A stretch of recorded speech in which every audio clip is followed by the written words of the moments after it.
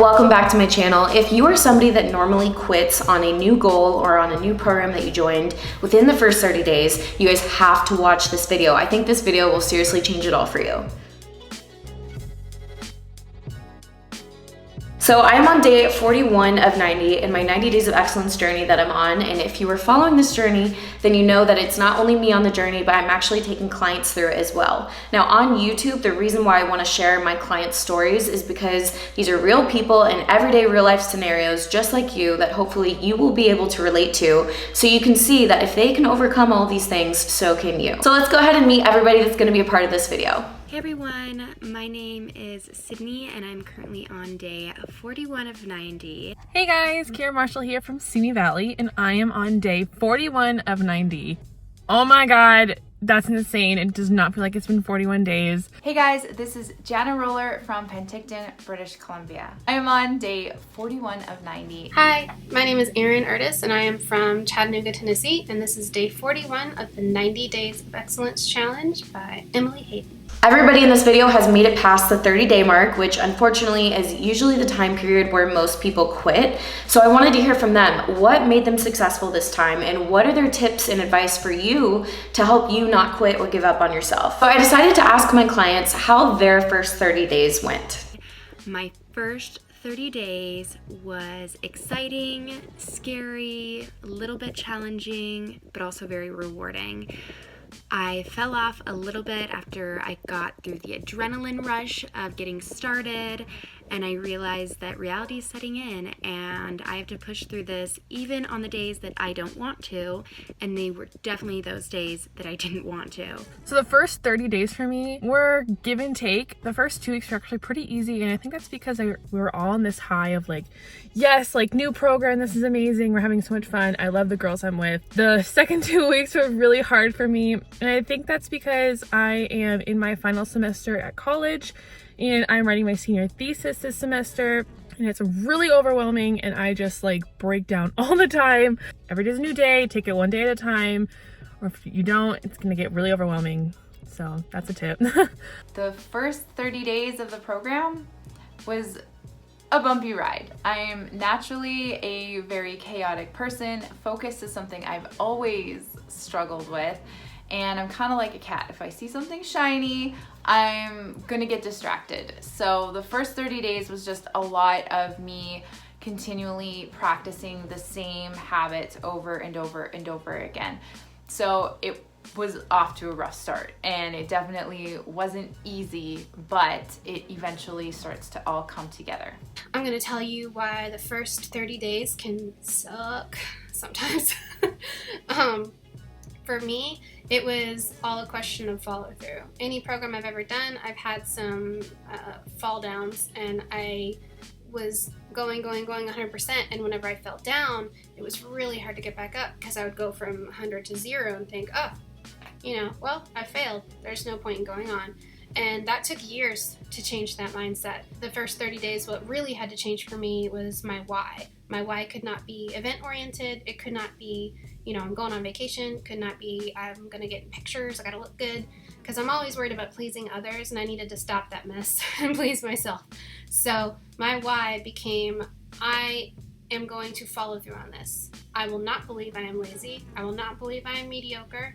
And I will not believe that I can just settle for being okay. I can be excellent, and I'm gonna follow through on this. And so when it's day 91, I'll be like, yeah, what's next? What do you got?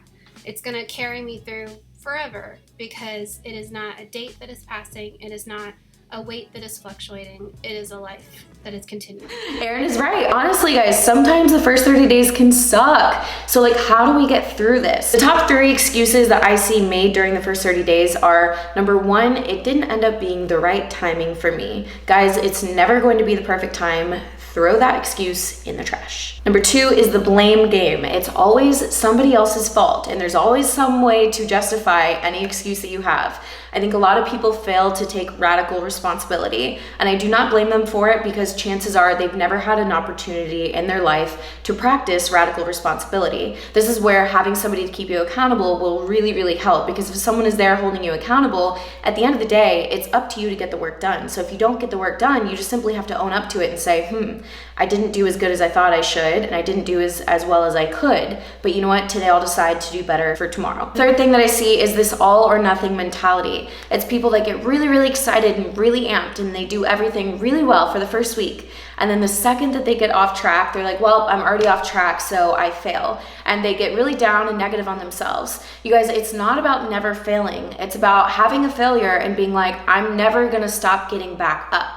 You've always got to get back up after you have that failure. If you can practice that and become really, really good at always getting back up, I promise you guys will stop quitting on yourselves and you'll actually reach your goals. Now, when you start a program, I think expectation is everything. If you expect everything to go just absolutely flawless and perfectly, then you're setting yourself up for failure. You've got to know it's going to be filled with ups and downs. Okay, so I have 4 incredible guests for this video. Please listen to all of their tips and advice because you guys, I honestly don't even have anything else to add to what they said. They literally covered it all. So listen to what they have to say and definitely leave your feedback and comments for them below. Also congratulate them. Like, they did something really awesome. They did not give up on themselves this time. They are still in the program. They all experience ups and downs and they're still working so hard towards their goals. So leave some encouragement for them below, and even if you can remember their name, type their name below so when they're reading the comments, they can see your encouragement and get motivated and inspired by that. So my top 3 tips for getting through those 30 days is 1, doing your daily check-ins every day. It's okay if you miss a day, but try really hard to prioritize doing those, especially in the morning.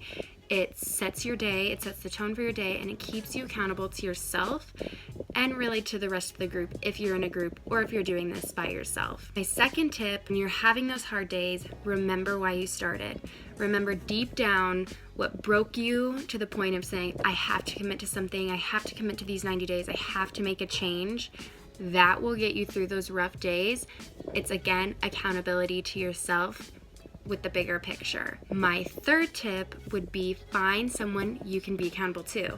It's great to have accountability for yourself, but when you have someone else kind of asking you, hey, did you get your workout in? Hey, how's your diet going? It really gives you someone to answer to.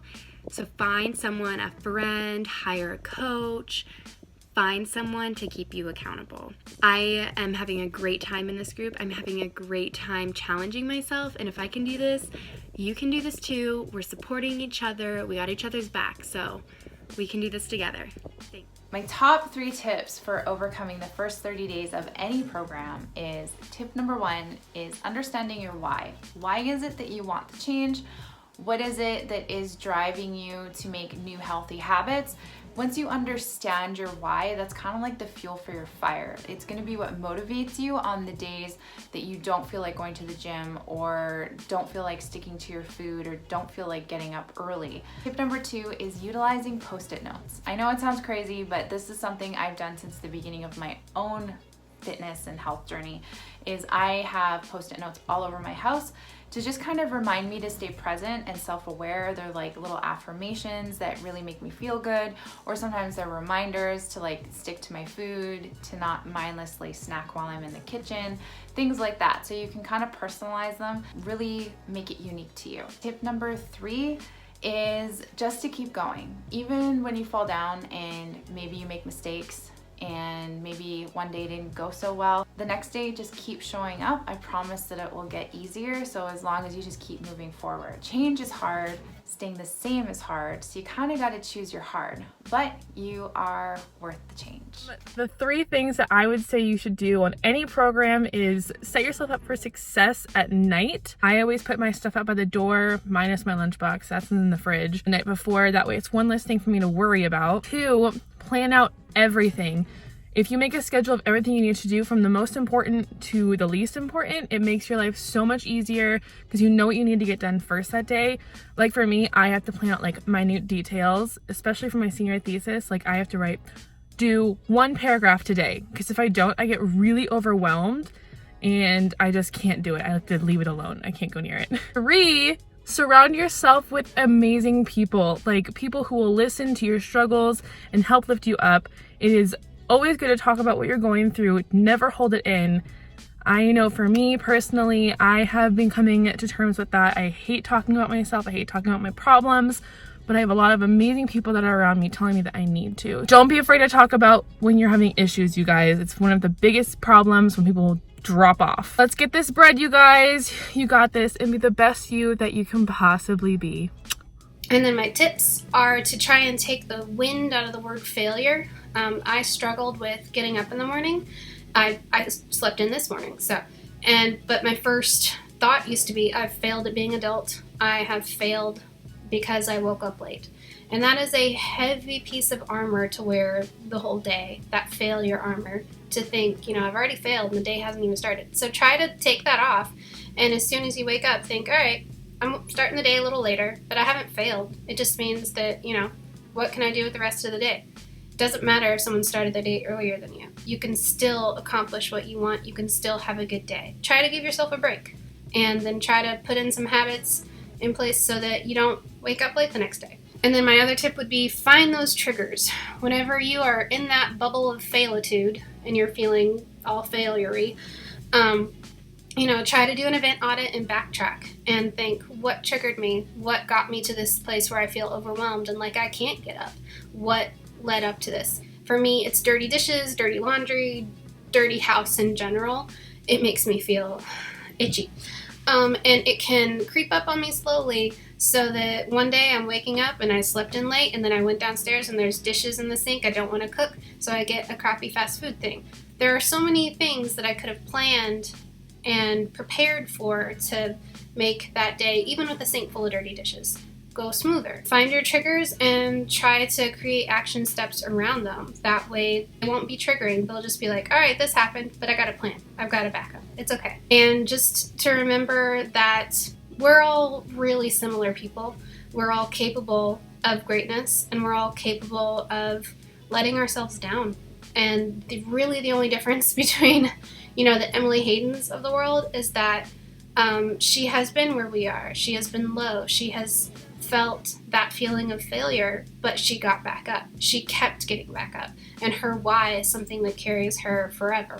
It is not fleeting. It carries her forever. So there's no difference between you and me and Emily, and the only thing that sets us apart is whether we get back up and whether we can love ourselves enough to get back up. Advice is to always look at what's next. Don't look at what happened. Just say, all right, what can I learn? What's next? And give yourself a hug, have some chocolate, and, you're fine. You're wonderful. Give yourself a break. Okay, if you guys did not write down all these little nuggets of wisdom, go back, rewatch the video, write them down, share it with a friend, give it a thumbs up if you enjoyed it, and I will see you guys in the next video. And to everybody in my 90 Days of Excellence journey, or if you're simply just following along and joining us on YouTube or Instagram or my podcast, then keep going, you guys. We're almost 2/3 of the way there. We're like really, really close. So keep going one day at a time. All you have to do is your best for this given day. I love you guys so much, and I'll see you in the next video. P.S. If you guys are dying for these athlete sets, they are so cute and look so good at the gym. I always feel super motivated when I have a cute outfit on. If you guys want to check these out, they drop on April 27th. I do have a personal link, so if you guys want to support me when purchasing athlete, just use my link. It'll be linked down below. All right, love you guys. Bye.